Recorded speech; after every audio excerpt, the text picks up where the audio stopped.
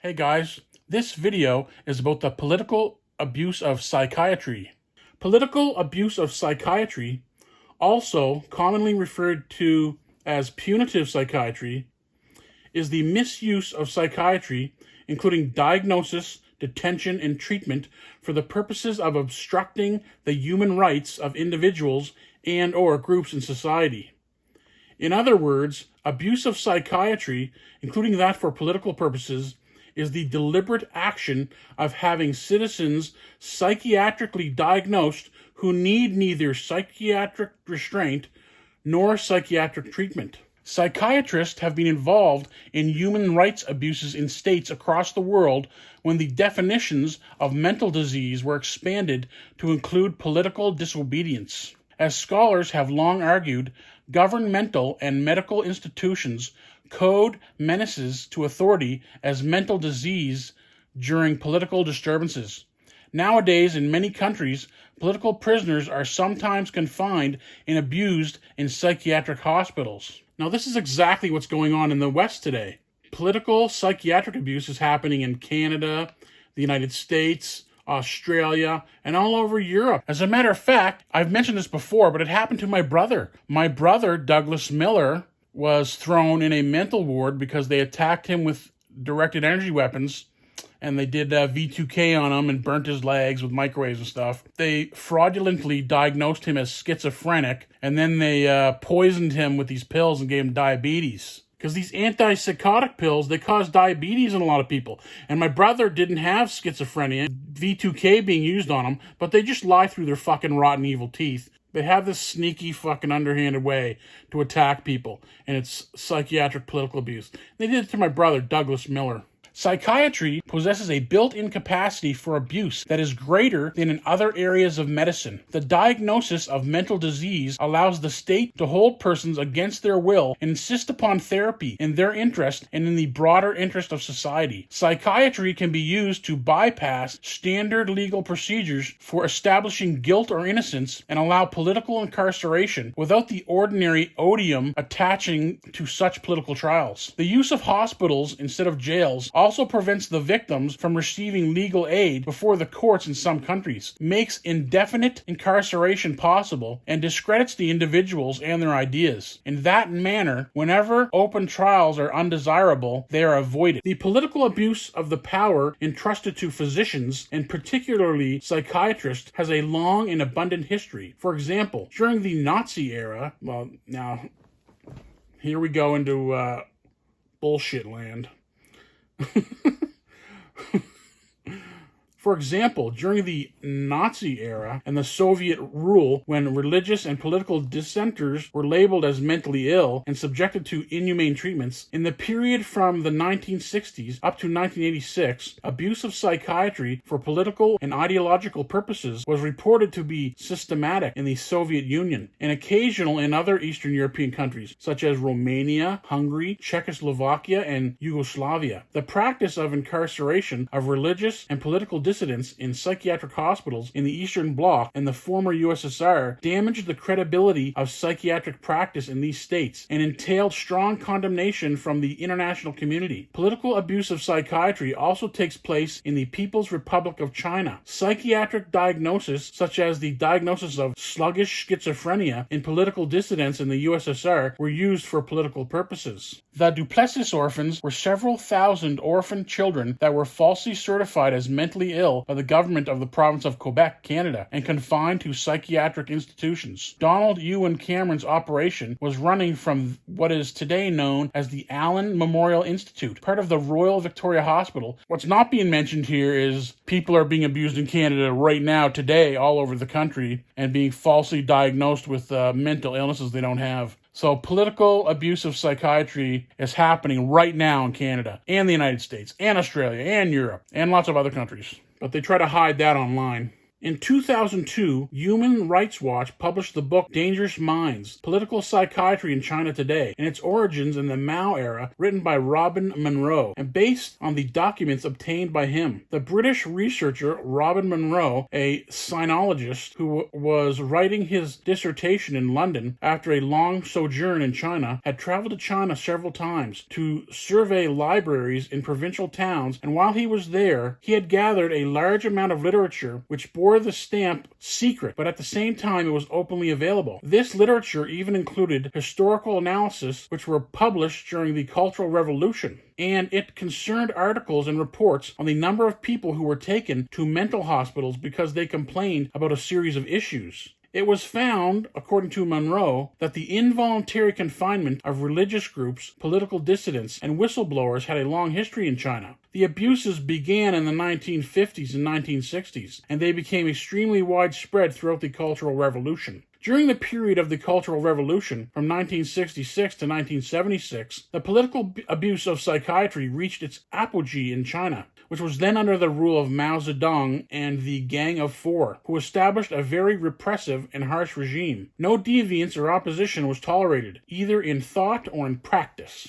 And that's what's going on now in the West. The documents described the massive abuses of psychiatry that were committed for political purposes during the rule of Mao Zedong, when millions of people were declared mentally sick. In the 1980s, according to official documents, 15% of all forensic psychiatric cases had political connotations. In the early 1990s, the number of such cases had dropped to 5%. But with the beginning of the campaign against Falun Gong, the percentage of such cases increased quite rapidly. Official Chinese psychiatric literature distinctly testifies that the Communist Party's notion of political dangerousness was institutionally engrafted as the main concept in the diagnostic armory of China's psychiatry for a long time, and its most important tool for suppressing opposition was the concept of psychiatric dangerousness. All this political abuse of psychiatry going on in the West, they got this ideas from communist countries where they perfected it, and now they're just bringing the idea here and doing the same thing. Despite international criticism, China seems to be continuing its political abuse of psychiatry. Political abuse of psychiatry in China is high on the agenda, and it has produced recurring disputes in the international psychiatric community. The abuses there appear to be even more widespread than they were in the Soviet Union in the 1970s and 1980s, and they involve the incarceration of petitioners, human rights workers, trade union activists, members of the Falun Gong movement, and people who complain about injustices that have been committed against them by local authorities. It also seems that China had no known high-security forensic institutions until 1989. However, since then, the Chinese authorities have constructed an entire network of special forensic mental hospitals, which are called Ankang, which means peace and health in Chinese. By that time, China had 20 Ankang institutions, and their staff was employed by the Ministry of State Security. The psychiatrists who worked there wore uniforms under their white coats. The political abuse of psychiatry in China only seems to take place in the institutions which are under the authority of the police and the MSS, but it does not take place in those institutions which belong to other governmental sectors. Psychiatric care in China falls into 4 sectors which are hardly connected with each other. These are the Ankang institutions of the MSS, those which belong to the police, those which fall under the authority of the Ministry of Social Affairs, those which belong to the Ministry of Health. The sectors which belong to the police and the MSS are all closed to the public, and consequently, information about them hardly ever leaks out. In the hospitals which belong to the Ministry of Health, psychiatrists do not have any contact with the Ankang institutions, and they have no idea of what occurred there, which means they can sincerely state that they were not informed about the political abuse of psychiatry in China. In China, the structure of forensic psychiatry was to a great extent identical to that which existed in the Soviet Union. On its own, it is not so strange, since psychiatrists from the Moscow Serbsky Institute visited Beijing in 1957 in order to help their Chinese brethren, the same psychiatrists who promoted the system of political abuses of psychiatry in the Soviet Union. As a consequence, diagnostics in China were not much different from those which were made in the Soviet Union. The only difference was that the Soviet Union preferred sluggish schizophrenia as a diagnosis, and that China generally cleaved to the diagnosis of paranoia or paranoid schizophrenia. However, the results were the same: long hospitalizations in mental hospitals, involuntary treatments with neuroleptics, torture, abuse, all of which were aimed at breaking the victim's will. In accordance with Chinese law, which contains the concept of political harm to society and the similar phrase dangerous mentally ill behavior, police take political maniacs into mental hospitals. Those who are, oh my god. Police take political maniacs into mental hospitals. Those who are defined as persons who write reactionary letters, make anti-government speeches, or express opinions on important domestic and international affairs. Psychiatrists are frequently caught involved in such cases, unable and unwilling to challenge the police. According to psychiatry professor at the Peking University, Yu Xin, as Liu's database suggests, today's most frequent victims of psychiatric abuse are political dissidents, petitioners, and Falun Gong members. In the beginning of the 2000s, Human Rights Watch accused China of locking up Falun Gong members and dissidents in a number of Chinese mental hospitals managed by the Public Security Bureau. Access to the hospitals was requested by the World Psychiatric Association, but denied by China, and the controversy subsided. The WPA attempted to confine the problem by presenting it as Falun Gong issue and, at the same time, make the impression that the members of the movement were likely not mentally sound, that it was a sect which likely brainwashed its members, etc.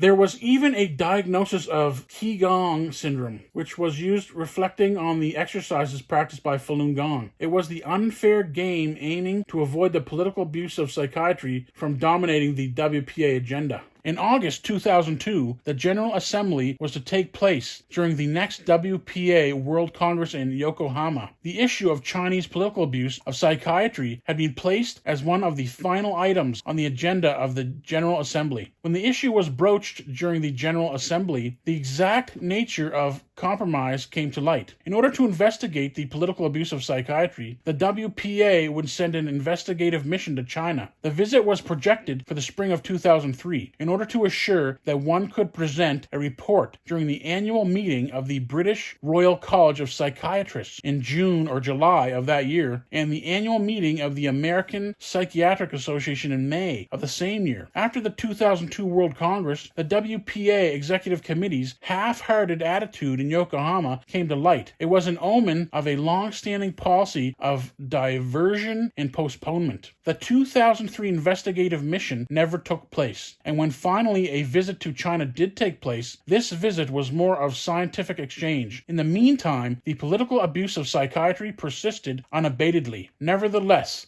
the WPA did not seem to care. Yeah, they didn't care because it's happening in the West too, and they want to cover that up as well. Cuba. Although Cuba has been politically connected to the Soviet Union since the United States broke off relations with Cuba shortly after Fidel Castro came to power in 1959, few considerable allegations regarding the political abuse of psychiatry in this country emerged before the late 1980s. America's Watch and Amnesty International published reports alluding to cases of possible, unwarranted hospitalization and ill treatment of political prisoners. These reports concern the Gustavo Machin Hospital in Santiago de Cuba, in the southeast of the country, and the major mental hospitals in Havana. In 1977, a report on alleged abuse of psychiatry in Cuba, presenting cases of ill treatment in mental hospitals going back to the 1970s, came out in the United States. Its presenters grave allegations that prisoners end up in the forensic ward of mental hospitals in Santiago de Cuba and Havana, where they undergo ill treatment, including electroconvulsive therapy without muscle relaxants or anesthesia. The reported application of ECT in the forensic wards seems, at least in many of the cited cases, not to be an adequate clinical treatment for the diagnosed state of the prisoner. In some cases, the prisoners seem not to have been diagnosed at all. Conditions in the forensic wards have been described in repulsive terms and apparently are in striking contrast to the other parts of the mental hospitals that are said to be well kept and modern. In August 1981, the Marxist historian Ariel Hidalgo was apprehended and accused of incitement against the social order, international solidarity, and the socialist state, and sentenced to 8 years imprisonment. In September 1981, he was transported from state security headquarters to the Carbo Servia forensic ward of Havana Psychiatric Hospital, where he stayed for several weeks. Now, they're saying something about Germany here, but every time you see stuff about Germany from World War II, it's usually bullshit bullshit propaganda and lies, so I'm not even going to read this about Germany. India. It was reported in June 2012 that the Indian government has approached Neemhans, a well-known mental health establishment in South India, to assist in suppressing anti-nuclear protests regards to building of the Kudankulam nuclear power plant. The government was in talks with Neemhans representatives to chalk up a plan to dispatch psychiatrists to Kudankulam for counseling protesters opposed to the building of the plant. To fulfill this, Neemhans developed a team of 6 members, all of them from the Department of Social Psychiatry. The psychiatrists were sent to get a peek into the protesters' minds and help them learn the importance of the plant, according to one news source. In July 2013, the same institution, Neemhans, was involved in a controversy where it was alleged that it provided assistance to the Central Bureau of Investigation relating to some interrogation techniques. Japan. Japanese psychiatric hospitals during the country's imperial era reported an abnormally large number of patient deaths, peaking in 1945 after the surrender of Japan to Allied forces. The patients of these institutions were mistreated, mainly because they were considered a hindrance to society. Under the Imperial Japanese government, citizens were expected to contribute in one way or another to the war effort, and the mentally ill were unable to do so, and as such were looked down upon and abused. The main cause of death for these patients was starvation, as caretakers did not supply the patients with adequate food, likely as a form of torture and a method of sedation. Because mentally ill patients were kept secluded from the outside world, the large number of deaths went unnoticed by the general public. After the end of Allied occupation, the National Diet of Japan passed the Mental Hygiene Act in 1950, which improved the status of the mentally ill and prohibited the domestic containment of mental patients in medical institutions. However, the Mental Hygiene Act had unforeseen consequences. Along with many other reforms, the law prevented the mentally ill from being charged with any sort of crime in Japanese courts. Anyone who was found to be mentally unstable by a qualified psychiatrist was required to be hospitalized rather than incarcerated, regardless of the severity of any crime that person may have committed. The Ministry of Justice tried several times to amend the law, but was met with opposition from those who believed the legal system should not interfere with medical science. After almost 4 decades, the Mental Health Act was finally passed in 1987. The new law corrected the flaws of the Mental Hygiene Act by allowing the Ministry of Health and Welfare to set regulations on the treatment of mental patients in both medical and legal settings. With the new law, the mentally ill have the right to voluntary hospitalization, the ability to be charged with a crime, and right to use the insanity defense in court, and the right to pursue legal action in the event of abuse or negligence on the part of medical professionals. Romania. In Romania, there have been allegations of some particular cases of psychiatric abuse for over a decade. In addition to particular cases, there's evidence that mental hospitals were utilized as short-term detainment centers. For instance, before the 1982 International University Sports Olympiad, over 600 dissidents were detained and kept out of public view in mental hospitals. Like in the Soviet Union on the eve of communist holidays, potential troublemakers were sent to mental hospitals by busloads and discharged when the holidays had passed. In 1971, detailed reports about the inmates of Soviet psychiatric hospitals who had been detained for political reasons began to reach the West. These showed that the periodic use of incarceration in psychiatric institutions during the 1960s had started to become a systematic way of dealing with dissent. In March 1971, Vladimir Bukovsky sent detailed diagnosis of 6 individuals, Natalia Gorbenevskaya and Pyotr Grigorenko among them, to psychiatrists in the West. They responded, and over the next 13 years, activists inside the USSR and support groups in Britain, Europe, and North America conducted a sustained campaign to expose psychiatric abuses. And this is what I'm doing in this video. In 1977, the World Psychiatric Association condemned the USSR for this practice. 6 years later, the Soviet All-Union Society of Neuropathologists and Psychiatrists seceded from the WPA, rather than face almost certain expulsion. During this period, reports of continuous repression multiplied, but Soviet psychiatric officials refused to allow international bodies to see the hospitals and patients in question. They denied the charge of abuse. In February 1989, at the height of perestroika and over the opposition of the psychiatric establishment, the Soviet government permitted a delegation of psychiatrists from the United States representing the U.S. government to carry out extensive interviews of suspected victims of abuse. The delegation was able systematically to interview and assess present and past involuntarily admitted mental patients chosen by the visiting team, as well as to talk over procedures and methods of treatment with some of the patients, their friends, relatives, and sometimes their treating psychiatrists. The delegation originally sought interviews with 48 persons, but saw only 15 hospitalized and 12 discharged patients. About half of the hospitalized patients were released in the 2 months between the submission of the initial list of names to the Soviet authorities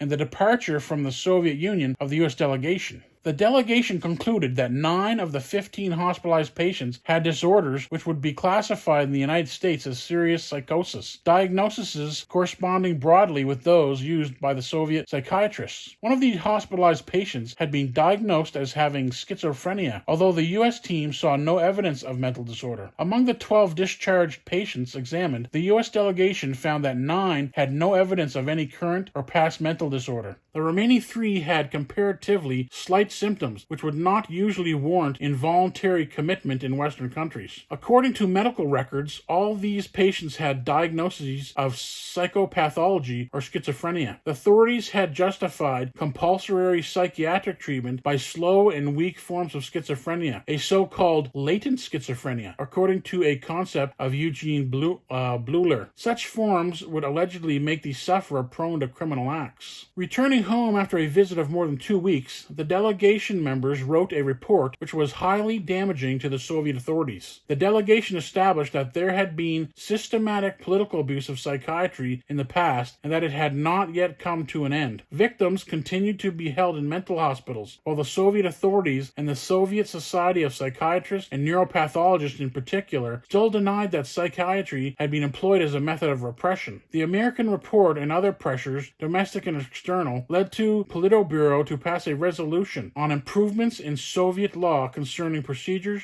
for the treatment of psychiatric patients. Suriname. Louis Dodel, who was a trade unionist, he was involuntarily committed in a psychiatric hospital on May 28, 1937, by Governor Kelstra. Dodel was forgotten and presumed dead. It wasn't until 1980, 43 years later, that he was released. Thailand. Following the 2014 Thai coup d'etat, there were a few cases where the National Council for Peace and Order, the Thai military junta, alleged its opponents, including a protesting schoolchild, Nathanan Worintawara, were mentally disturbed. In addition, the military junta introduced a systematic process of attitude adjustment, whereby hundreds of dissidents were subjected to forcible detention and propaganda until they reformed their views of the junta. The majority did not and were subsequently charged with crimes. While psychiatrists were not employed, a team of psychologists was involved, implying psychological warfare rather than political psychiatry. On July 9, 2020, Tiwagorn Withaton, a Facebook user who went viral after posting a picture of himself wearing a t-shirt printed with the message, "I lost faith in the monarchy," was forcibly detained by police officers and admitted to Rajan Garindra Psychiatric Hospital in Kon Kain. Tiwagorn has stated that he does not wish the Thai monarchy to be abolished, but loss of faith may imply lèse-majesté, a serious crime in Thailand. Tiwagorn is quoted as saying, "I well understand that it is political to have to make people think I'm insane. I won't hold it against the officials if there is a diagnosis that I'm insane, because I take it that they have to follow orders." Subsequent to protests by civil rights groups and media stories, Tiwagorn was released by Rajan Garindra Psychiatric Hospital on July 22, 2020. In the United States, political dissenters have been involuntarily committed. For example, in 1927, a demonstrator named Aurora D'Angelo was sent to a mental health facility for psychiatric evaluation after she participated in a rally in support of Sacco and Vanzetti. California. 5150, involuntary psychiatric hold. There are many instances of usage of California law section 5150, which allows for involuntary psychiatric hold based on the opinion of a law enforcement official, a psychological professional, or many other individuals who hold no qualification for making psychological assessment, which have been challenged as being unrelated to safety and misused as an extension of political power. New York. Whistleblowers who part ranks with their organizations have had their mental stability questioned, such as, for example, NYPD veteran Adrian Schoolcraft, who was coerced to falsify crime statistics in his department and then became a whistleblower. In 2010, he was forcibly committed to a psychiatric hospital. So guys, the reason that I'm making this video right now is because this political abuse of psychiatry is happening right now in the West. All kinds of people who are targeted individuals in the West, they're being attacked with directed energy weapons. They're having this new technology, which is unknown to the public, V2K, voice to skull. They're having voices put in their head with electromagnetic frequencies, and then they're being falsely diagnosed with schizophrenia. And it's happening all over the West right now, and it's widespread. You can look up all the targeted individuals online. You'll see how many people are complaining about this. Now, there is a guy online. His name is Dr. Todd Grande, and he is one of the people that is committing psychiatric fraud against people. He's making videos saying, oh, the targeted individuals are mentally ill. So this guy, Dr. Todd Grande, he's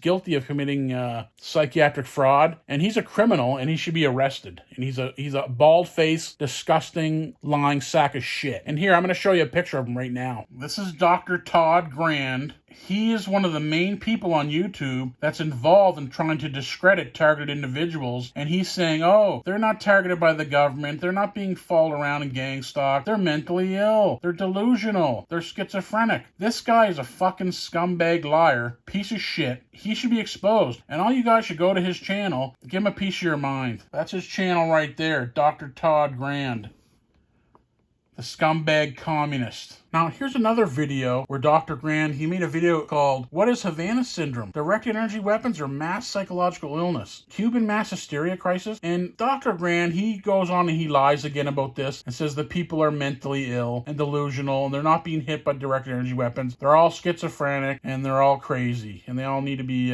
put on antipsychotic medications. This guy's a liar, okay? He's one of the main faces of psychiatry that's committing psychiatric political abuse. This guy right here, he's like a poster boy communist scumbag from the Soviet Union. He is a bald-faced liar. He is a fraud, and he shouldn't be diagnosing anybody with a mental illness because he's a lying sack of shit. Okay, guys, thanks for watching the video, and I'll see you in the next one.